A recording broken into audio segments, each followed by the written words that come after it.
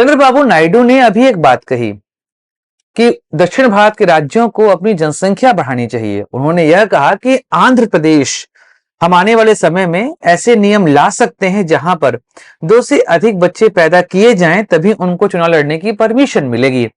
कुछ समय पहले ऐसी ही बात M.K. स्टालिन, जो कि तमिलनाडु के मुख्यमंत्री हैं, उन्होंने भी कही थी। उन्होंने कहा था कि 16-16 बच्चों का आशीर्वाद मिलना यह जनसंख्या का प्रतीक नहीं, यह संसाधनों के और संपत्ति का प्रतीक होता था। ऐसे में वर्तमान दंपतियों को भी 16 से अधिक बच्चे पैदा करने के विषय में सोचना चाहिए। अब दोस्तों, हमको यह पता है कि वर्तमान समय में पूरी पृथ्वी बढ़ती हुई आबादी से काफी परेशान लग रही है। जिस तरह से जनसंख्या बढ़ती जा रही है, वह आने वाले समय में समस्या पैदा करेगा। कारण है कि संसाधन तो यहां पर लिमिटेड है, लेकिन जनसंख्या अनलिमिटेड होती जा रही है। 8 बिलियन की पॉपुलेशन इस समय वर्ल्ड की हो चुकी है। तो ऐसे में जनसंख्या नियंत्रण की बात करने की जगह पे यह दोनों मुख्यमंत्री क्यों बात कर रहे हैं जनसंख्या बढ़ाने की? चर्चा करना आवश्यक है इस वीडियो पर। इस वीडियो को मैं 3 सेगमेंट में डिवाइड कर रहा हूं। पहला, भारत में परिवार नियोजन की आवश्यकता क्यों पड़ी, कब इसकी शुरुआत हुई और क्या इसके अचीवमेंट रहे। सेकंड, हम बात करेंगे देश में जिस तरीके से युवाओं की आबादी घट रही है और बुजुर्ग आबादी बढ़ रही है, इस पर चर्चा करेंगे। और तीसरा, हम बात करेंगे राजनीति की, क्योंकि यह मुद्दे जो अभी दक्षिण भारत के मुख्यमंत्रियों ने उठाए हैं, यह राजनीतिक मुद्दा ज्यादा है, क्योंकि कहीं ना कहीं परिसीमन इसका एक मुख्य कारण बनता दिखाई दे रहा है। नमस्कार दोस्तों, मैं सुधांशु और आप देख रहे हैं बेसिस की पाठशाला।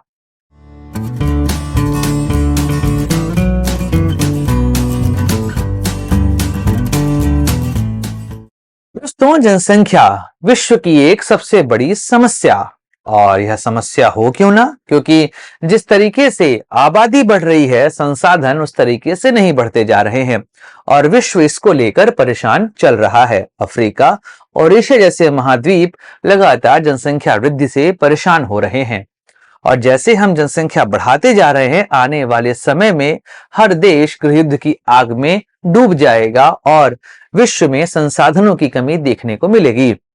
हम बात करें अगर भारत की, तो भारत वर्तमान समय में विश्व का सबसे ज्यादा जनसंख्या वाला देश है।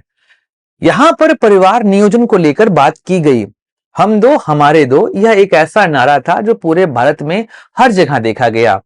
एक दौर में खासकर 1990 से लेकर 2000 के बीच में देश में जो दूरदर्शन चैनल हुआ करता था, उसमें लगातार परिवार नियोजन को लेकर एडवर्टीजमेंट्स आया करते थे। अब चलते हैं परिवार नियोजन की तरफ। देश आजाद हुआ 1947 में, योजना आयोग बना 1950 में। 1951 में आजाद देश की पहली जनगणना होती है। देश की जनसंख्या थी लगभग 36 करोड़ और उसी दौरान 1952 में परिवार नियोजन कार्यक्रम की शुरुआत होती है और एक जनसंख्या बोर्ड बनाया जाता है, जिसका मुख्य कार्य था देश में परिवार नियोजन के कार्यक्रम को आगे बढ़ाना। लेकिन इस दौर में जो मुख्य एजेंडा था वह संयम का था कि देश के नागरिक संयमित रहकर ही जनसंख्या को नियंत्रित कर सकते हैं। लेकिन शायद यह पूरी बात जनता तक पहुंची नहीं और 1971 आते आते देश की जनसंख्या 36 करोड़ से बढ़कर 55 करोड़ पहुंच गई। लगभग 20 करोड़ की आबादी इन 20 सालों में हमने जोड़ दी। अचानक से देश में जनसंख्या विस्फोट होता है। संसाधन थे नहीं और जनसंख्या बढ़ गई, जिसकी समस्या हर किसी ने देखी। उस दौरान देश में प्रति महिला जो बच्चे पैदा करने की दर थी वह 5.7 थी। अब आप समझ सकते हैं कि यह कितनी बड़ी समस्या भारत देश में पैदा हो चुकी थी और यह जनसंख्या लगातार बढ़ती जा रही थी। 1981 आते आते तो जनसंख्या विस्फोट पूरे देश में हो चुका था। फर्टिलिटी रेट लगातार बढ़ती जा रही थी इस देश की। अब ऐसे में इंदिरा गांधी ने उस दौर पे एक प्रोग्राम चलाया। वह प्रोग्राम आगे चल के उनकी हार का कारण भी बना। नसबंदी को लेकर जो प्रोग्राम उस समय स्टार्ट हुए थे, उसमें जबरदस्ती नसबंदी के कई सारे केसेस आए, जिस वजह से भारत में उनकी सरकार जो है वो चली गई। एक कारण माना जाता है, बाकी तो इमरजेंसी एक कारण था ही उस दौर का। तो उसके बाद से सरकार ने इस चीज को अलग तरीके से लिया और लोगों को अवेयर करना शुरू किया और यह समझाना शुरू किया कि हम जनसंख्या को कैसे नियंत्रित कर सकते हैं। इसका प्रतिफल भी देखने को मिला। अगर हम 2011 के जनगणना की बात करें और वर्तमान समय में फर्टिलिटी रेट की बात करें तो जो जो हमारे यहाँ रेट 5.7 हुआ करता था, वर्तमान समय में यह 2.1 पर आ चुका है। और यह काफी अच्छा संकेत है कि देश की जनसंख्या अब उस तरीके से नहीं बढ़ रही जैसे कि पहले बढ़ रही थी। यहां तक कि जनसंख्या वृद्धि दर भी देश में लगातार कम होती जा रही है, लेकिन फिर भी देश जो है पूरे विश्व का सबसे अधिक आबादी वाला देश बन चुका है। अब यहां पर जो अगला हमारा सेंटर पॉइंट है बात करने का, वो है देश में बढ़ती बुजुर्ग आबादी। अगर हम भारत में जाने तो भारत में वर्तमान समय की जो स्थिति है, वहां पर देश में बुजुर्ग आबादी लगभग 10.1% है टोटल जनसंख्या का। लेकिन जिस तरीके से फर्टिलिटी रेट का यहां पर इशू आ रहा है और अब बच्चे कम पैदा हो रहे हैं, ऐसे में बुजुर्ग आबादी लगातार बढ़ती जा रही है। और यह बुजुर्ग आबादी आने वाले समय में भारत देश की 2036 में लगभग 15% हो जाएगी। मतलब देश की टोटल आबादी का 15% भाग जो है वो बुजुर्गों का होगा। एक दौर पे जो देश विश्व के सबसे अधिक युवाओं वाला देश था, वह धीमे धीमे बुजुर्ग आबादी वाला देश बनता जाएगा। और अगर इसी गणित को आगे कंटिन्यू किया जाए तो 2100 आते आते यह बुजुर्ग आबादी का प्रतिशत लगभग 35% हो जाएगा। मतलब देश की 1/3 से अधिक आबादी बुजुर्ग की होगी। और जैसे जैसे बुजुर्गों की आबादी इस देश में बढ़ती जाएगी, वैसे वैसे देश में डिपेंडेंसी रेशियो भी बढ़ता जाएगा। मतलब आबादी के ऊपर आश्रित रहने वालों के नंबर लगातार बढ़ते जाएंगे। और जैसी जनसंख्या इस समय देखी जा रही है, फर्टिलिटी रेट इंडिया का धीमे धीमे डिक्रीज होता चला जा रहा है। यह एक समस्या पैदा कर सकता है आने वाले समय में। लेकिन अगर हम राजनीति की बात करें तो आखिर ऐसा क्या हुआ, क्यों दक्षिण भारत के राज्य लगातार जनसंख्या बढ़ाने पर अपनी बात कह रहे हैं? इसके लिए हमें समझना पड़ेगा परिसीमन को। देखिए, देश में परिसीमन का जो मुख्य कार्य होता है, वह देश में कंस्टिट्यूएंसीज कैसे बनाई जाएंगी जनसंख्या के आधार पर, इसको निर्धारित करता है। अभी वर्तमान समय में 1971 की जनसंख्या के अनुसार देश में जो लोकसभा की सीटें हैं वह ऑर्गेनाइज की गई हैं। और इस तरीके से देश में वर्तमान समय में 543 सीटें आती हैं, जिसमें से हिंदी भाषी क्षेत्र के पास लगभग 225 सीटें हैं, जबकि दक्षिण भारतीय राज्यों में जो कि 5 राज्य हैं और एक केंद्र शासित प्रदेश है, इसको जोड़कर वहां पर टोटल 132 सीट है। तो सीधी बात है कि उत्तर भारत का देश की राजनीति में योगदान लगातार बढ़ता जा रहा है। अब यहां पर एक समस्या आ रही जिस वजह से दक्षिण भारतीय राज्य यह सारी बातें कर रहे हैं। वह रीजन है यहां पर वर्तमान समय में देश का फर्टिलिटी रेट लगभग 2.1% है, और जबकि अगर साउथ इंडिया में चलें तो वह लगभग वहां पे 1.6% के आसपास है।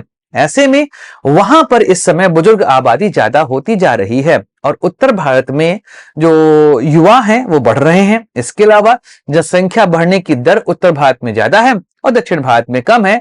ऐसे में जब 2026 में परिसीमन की बात कही गई, एक्चुअली 1971 की जनगणना के अनुसार सीट निर्धारित हुई, 2001 में इसको बढ़ाकर 2026 कर दिया है कि 2026 में ही अब परिसीमन आयोग जो है गठित होगा और देश में नई लोकसभा सीटों को निर्धारित किया जाएगा। और अगर वर्तमान समय के आधार पर परिसीमन बनाया गया तो उत्तर भारत में अचानक से लोकसभा की सीटें बढ़ जाएंगी और दक्षिण भारतीय राज्य इसमें पिछड़ते जाएंगे। ऐसे में देश में हिंदी भारतीय राज्यों का जो प्रभुत्व है राजनीति में वो बढ़ता जाएगा। यह एक प्रमुख कारण यहां पर बन रहा है, क्योंकि अगर देखा जाए तो समस्याएं कुल मिलाकर यही हैं कि राजनीतिक माहौल में उत्तर भारत वर्तमान समय में ज्यादा शक्तिशाली दिखाई दे रहा है। जिस तरीके जनसंख्या का निर्धारण इस समय हुआ है, उत्तर भारत जनसंख्या इस समय काफी ज्यादा है, उसमें उत्तर प्रदेश की सीटें जो कि वर्तमान समय में 80 लोकसभा सीट है, यह बढ़कर लगभग 130 के आसपास पहुंच जाएगी। यही हाल बिहार का भी है, वहां पर भी जनसंख्या लगातार बढ़ती जा रही है और इस वजह से 40 लोकसभा सीट वाला राज्य अचानक से 100 लोकसभा सीट वाला राज्य बन जाएगा। जबकि दक्षिण भारत में यह दिक्कतें काफी दिखाई देंगी, क्योंकि वहां पर सीटें उतनी नहीं बढ़ने वाली हैं, तो उनका रोल देश की राजनीति में घटता जाएगा। और एक दिक्कत आएगी, वह है प्रोडक्टिविटी, क्योंकि वर्तमान समय में दक्षिण भारत राज्य देश के डेवलप्ड राज्यों में आते हैं और आने वाले 20 सालों में सिचुएशन काफी बदलती आपको दिखाई देगी। अगर हम 2036 की बात करें तो बिहार में, 2021 की बात करें तो यहां पर 7.7% बुजुर्ग रहते हैं, जो 2036 में बढ़कर 11% हो जाएंगे। उत्तर प्रदेश में भी 8.1 से बढ़कर लगभग 12% हो जाएंगे, जबकि साउथ इंडिया में चलें तो तेलंगाना में यह संख्या 11% से बढ़कर 17% हो जाएगी और वहीं पर आंध्र प्रदेश में 12.5% से बढ़कर 19% हो जाएगी और केरल इससे सबसे अधिक अफेक्टेड होगा। वहां पर 16.5% से बढ़कर यह संख्या 23% हो जाएगी। अब आप समझ सकते हैं कि बुजुर्ग आबादी किस तरीके से साउथ इंडिया को परेशान करेगी।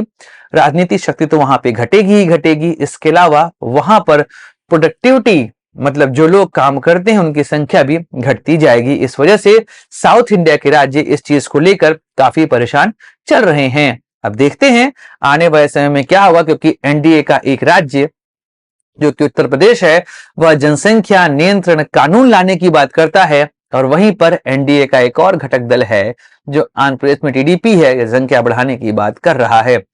राजनीतिक माहौल तो गर्म होगा, लेकिन उम्मीद करता हूं आपको ये वीडियो पसंद आया होगा। मिलेंगे अगले वीडियो में, चर्चा करेंगे किसी और मुद्दे की। यदि दोस्त दर्शकों like share subscribe the channel. जय हिंद, वंदे मातरम, भारत माता की जय।